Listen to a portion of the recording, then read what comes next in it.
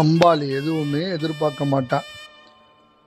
அவளுக்கு என்ன வேணுன்றது கிடையாது, இதுதான் வேணுங்கிறதும் கிடையாது. என்ன கொடுத்தாலும் அது திருப்தி ஆகாது.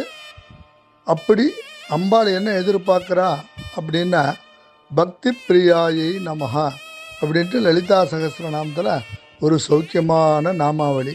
பக்தி பிரியாயை நமஹா. யார் பக்தி பண்ணுறாளோ மனமுருக நெக்குருக நெகிழ்ந்து நினைந்து நினைந்து அப்படியே ஊனுருக உயிர் உருக அப்படிங்கிறானே, அந்த மாதிரி யார் பக்தி பண்ணுறாளோ அவாட்ட அம்பாள் பிரியமாக இருக்கிறாள்.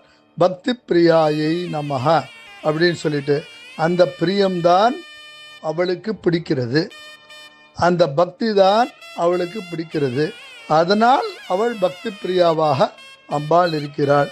அதனால் இப்போ நமக்கு இப்படிலாம் அபிஷேகம் பண்ணணும், இப்படிலாம் பண்ணணும் அப்படின்னு சொன்னாக்கா அதுலேயும் பக்தி கலந்து இருந்தாக்கா அப்படியே அவ நம்மண்டையே இருந்துட்டு வேறு எங்கேயும் போகாமல் நம்மக்கிட்டேயே அக்கத்துலேயும் பக்கத்துலேயும் மேலுலேயும் கீழேயும் 4 திசையிலையும் நம்ம பக்கத்திலேயே இருக்கா அம்பாள். அப்பேற்பட்ட பெருங்கருணை வாத்சல்யம் சௌலபியம்.